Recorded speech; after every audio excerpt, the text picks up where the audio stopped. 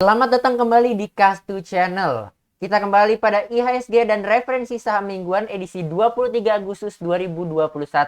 Tapi sebelum kita membahas lebih dalam, pastikan dulu Anda sudah mengklik tombol subscribe-nya karena satu subscribe saja sangat bermanfaat bagi perkembangan channel ini. Dan jangan lupa juga untuk klik likes-nya karena satu likes juga sangat bermanfaat bagi perkembangan channel ini. Bagi kalian yang ingin request saham bisa tulis di kolom komentar. Saham apa yang ingin dibahas? Bisa tulis kode sahamnya atau bisa tulis nama perusahaannya.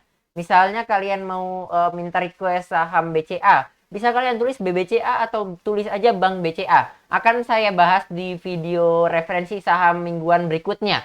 Oke, langsung saja kita masuk ke dalam pembahasan kita terhadap referensi saham minggu ini dan juga IHSG.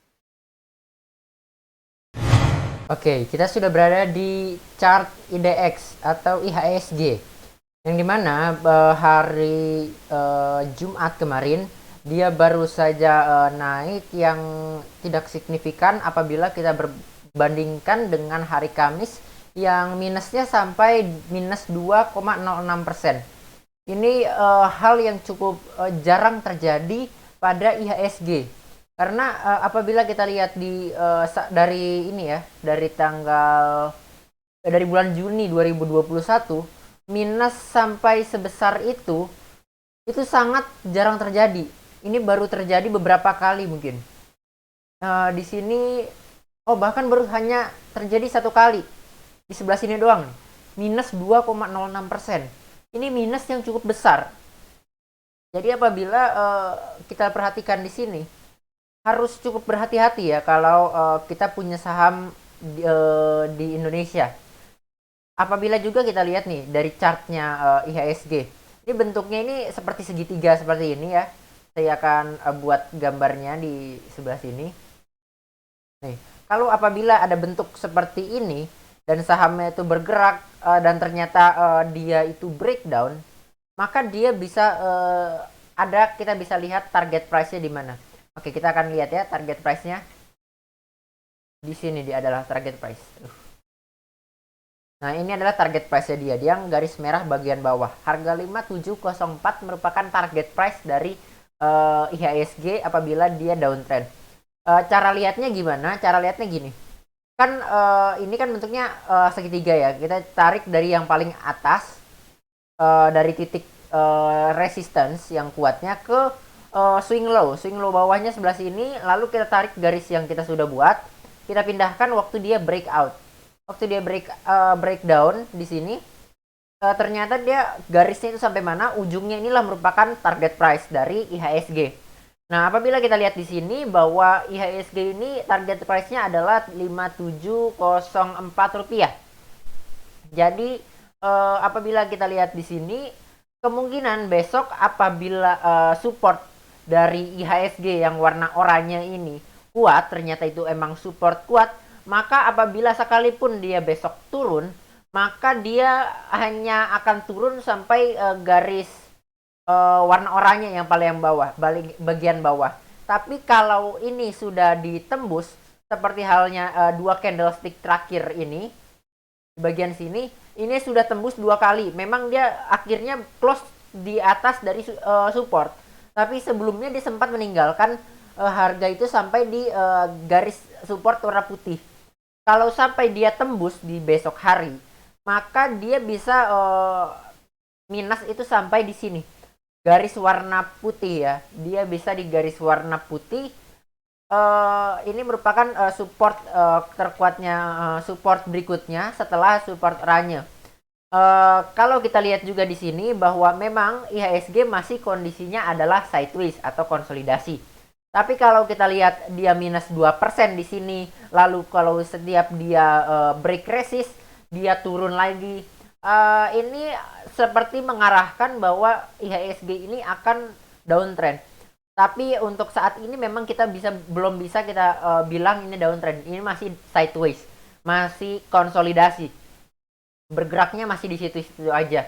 Jadi kalau besok dia kuat pembelian, maka dia akan berhenti resistance di harga 6063 di garis oranye warna nomor 2. Lalu dia kalau dia turun dia akan turun ke garis oranye yang paling bawah atau dia akan tembus ke garis warna putih.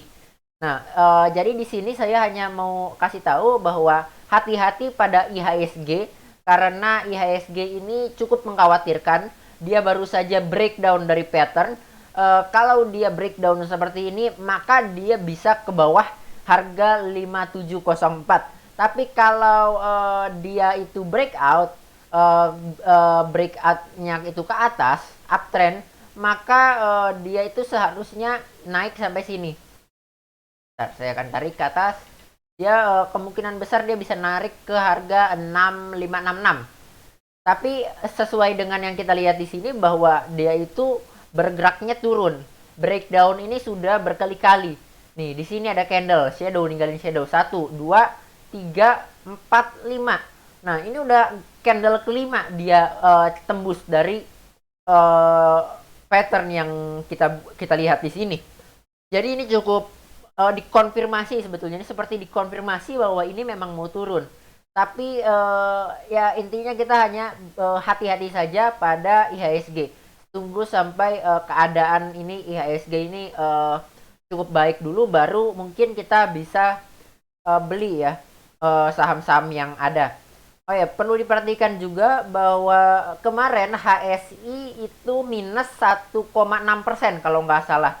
HSI atau Hang Seng ya. Sementara DJI atau Dow Jones itu positif 0,6%, seperti Indonesia 0,6 sekian persen gitu. Jadi kemungkinan Indonesia ini besok itu 50-50. Antara dia akan naik ke harga oranye garis resistensi yang oranye tengah ini, atau dia akan kembali turun ke garis oranye bawah atau garis putih. Nah, apabila kalau besok ini tembus juga garis putih, maka garis merah inilah yang merupakan support berikutnya sebelum dia kembali sebelum dia turun menuju ke target price dari chart pattern yang kita lihat di sini. Oke, ini sekian dulu dari saya mengenai IHSG. Sebelum kita lanjutkan ke pembahasan kita berikutnya mengenai saham PPRO, saya mau disclaimer dulu bahwa setiap analisa yang saya lakukan pada saham ini merupakan murni dari apapun yang saya lakukan biasanya pada analisa saya untuk membeli maupun menjual saham. Oke, kita lanjut ke pembahasan kita. Saham berikutnya kita akan membahas adalah PPRO, yang dimana sebelumnya saya bilang adalah kita bisa ngambil di harga Rp69. Tapi ternyata harga itu bergerak turun terus yang cukup signifikan ya, karena kita bisa kita lihat bahwa kemarin itu kita kan ngambil di harga Rp69. Tapi sekarang harga sudah berada di 67 dan sempat menyentuh ke harga 66. Nah, bagi kalian yang kemarin sudah beli PPRO harus siap untuk cut loss. Oke, cut lossnya di mana? Cut lossnya adalah 66. Apabila besok harga itu turun ke harga 66, kembali ke harga 66 atau bahkan ke 65 gap down, persiapkan untuk antri jual di harga Rp66. Karena apabila dia tidak kembali mantul ke atas, maka saat dia tembus dari support 66, dia kemungkinan untuk balik ke harga 64. Ini merupakan support terakhir ya, sebelum dia kembali ke harga Rp50 nih. Harga Rp50 sebelum dia tidur ke sini. Ini merupakan support terakhir dari PPRO. Jadi cukup hati-hati kalau kalian sudah punya dari PPRO ini. Dan kalau memang besok dia tidak merah, dia masih ada naik ke 68, 69, 70, kalian bisa siap-siap TP itu di harga ini ya, Rp72. Atau kalau memang dia cukup kuat ya, bisa kalian jual di harga Rp75. Ini resistnya itu cukup kuat di harga 72 dan harga 70. Ini merupakan resistensi yang cukup kuat, jadi perhatikan setiap angka-angka itu apabila kalian punya PPRO. Dan untuk kalian stop loss, kalian harus stop loss segera di harga 66. Dan kalian bisa ambil kembali di harga Rp64. Dan Rp64 ini cukup high risk karena stop lossnya kita bisa di 60 dan TP-nya itu sangat cukup dekat ya di harga 67. Perbandingannya adalah 4 banding 6. Ya, 4-nya itu cukup kecil ya. Keuntungannya itu cukup kecil dibanding dengan kerugian. Jadi ini cukup tidak baik kalau kalian mau ngambil di harga Rp64 karena risknya itu lebih besar dibanding dengan rewardnya. Jadi kalau kalian punya PPRO, kalian harus siap untuk cut loss di harga 66. Tapi memang kalau memang dia kembali mantul atau rebound, kalian bisa jual di harga 72 atau kalian bisa jual di harga Rp75. Tolong perhatikan harga-harga ini yang saya akan sebutkan, yaitu harga Rp69. Ini menjadi resist kuatnya dari PPRO. Lalu juga adalah harga 70, ini juga merupakan resist tapi masih minor. Lalu 72, dan apabila dia kuat pembeliannya maka dia bisa ke harga 75. Persiapkan saja stop lossnya untuk di harga Rp66 bagi PPRO.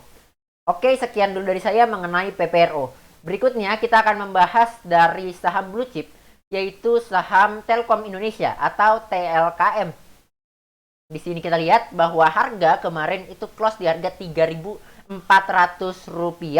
Nah, bagi kalian yang berminat untuk beli dari Telkom, kalian bisa beli di harga 3370 dan kalian bisa TP di harga 3570. Dan kalian harus siap stop loss di harga 3340 sini kalian harus bersiap untuk cut loss. Dan kalau setelah kalian cut loss, kalau dia sampai break dari support warna putih, maka kalian bisa ambil support warna oranye di harga 3140. Dan kalian kalau sampai kalian ambil di harga sini, kalian bisa TP di harga 3370. Tapi kalau pembelian itu kuat, maka dia bisa saja kita TP di harga 3570. Pasang trailing stop masing-masing.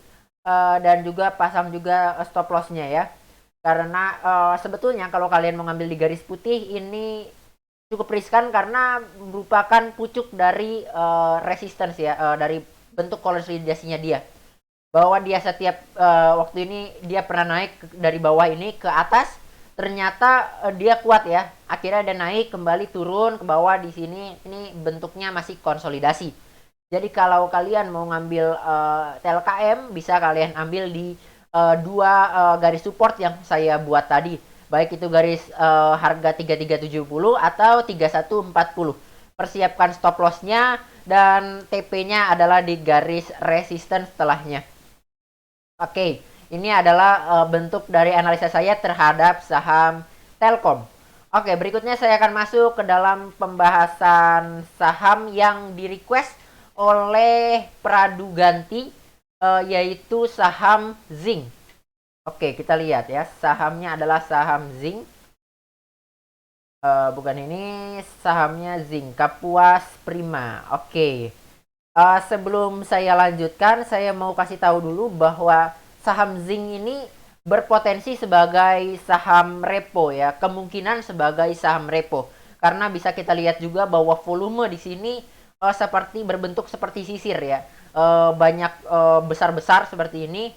Ini kadang bisa kita lihat bahwa kalau seperti ini biasanya berpotensi sebagai saham repo. Nah, untuk apa itu saham repo, saya akan buatkan di video terpisah mengenai saham repo. Tapi kalau kalian yang mau beli dari saham Zinc, bisa kalian tunggu hingga dia berada di support Rp126. Lalu kalian bisa beli di harga itu. Persiapkan cut loss di harga 123 dan kalian bisa TP di harga 134. Nah, tadi saya bilang berpotensi saham repo. Nah, kenapa saya bilang saya kasih tahu bahwa ini berpotensi saham repo? Karena kalau saham repo itu biasanya harga sekalinya jatuh itu sangat tidak dikasih ampun gitu sama Bandar. Ini dari atasnya ya, saya tarik dari pucuk sampai dia saat swing low terakhir nih ya. Swing low setelahnya dia itu bedanya ada 36%. Ini harga angka yang cukup besar ya bagi saham. Ini sudah 36%. ARB berjilid seperti ini. Nah, ini maksudnya yang saya bilang, kalau saham potensi repo itu kalau sekalinya jatuh itu nggak dikasih ampun sama Bandar. Jadi kalau kalian yang minat sama saham ZINC ini, kalian sebaiknya cari saham yang lain aja untuk mengurangi resiko dari kerugian. Tapi kalau kalian tetap kekeh untuk beli dari saham zinc, kalian bisa beli di harga 126 dan kalian bisa jual untuk taking profit di harga 135 atau 134 dan bagi yang mau beli saham potensi repo, kalian tidak boleh kompromi dengan namanya cut loss atau stop loss. Kalian harus stop loss di harga 123 karena ini merupakan swing low di sebelah sini ya. Di sebelah sini ada shadow yang paling bawah. Ini merupakan seperti support terakhir sebelum dia turun ke harga sini. Jadi kalau kalian mau beli sangat berani untuk beli saham zinc, kalian itu harus tidak berkompromi terhadap cut loss. Karena kalau kalian kompromi, kalian rugi besar. Nih, bisa kita lihat ya, kalau dia turun, kalian beli di harga support warna merah ini, kalian rugi, kalian hold, kalian itu ruginya itu bisa sampai 8%. Lebih baik kalian rugi 2,3% daripada kalian rugi 8%. Dan ini juga belum tentu dia hanya turun sampai situ. Dia bisa saja lebih dalam lagi. Karena seperti yang tadi saya bilang, bahwa saham yang berpotensi repo itu kalau saat dia jatuh itu seperti tidak dikasih ampun sama Bandar. Nah, untuk lebih jelasnya mengenai saham repo, saya akan bahas di video terpisah. Dan saya akan membahas di situ secara lengkap mengenai apa itu saham repo. Oke, sekian dulu dari saya mengenai saham zinc, Telkom, Kras, dan PPRO. Bagi kalian yang suka dengan konten saya, jangan lupa untuk klik likes-nya, karena satu like sangat bermanfaat bagi perkembangan channel ini. Dan bagi yang belum subscribe juga, boleh juga diklik tombol subscribe-nya, karena satu subscribe dan satu like sangat bermanfaat bagi perkembangan channel ini. Sampai jumpa di video berikutnya. Bye-bye. Apapun yang terlihat dan terdengar pada video ini hanya untuk keperluan edukasi, dan setiap analisa yang saya berikan murni dari apa yang biasa saya lakukan dalam menganalisa suatu saham. Saya tidak dibayar oleh siapapun dan oleh apapun. Atas perhatian dan kerjasamanya saya ucapkan terima kasih.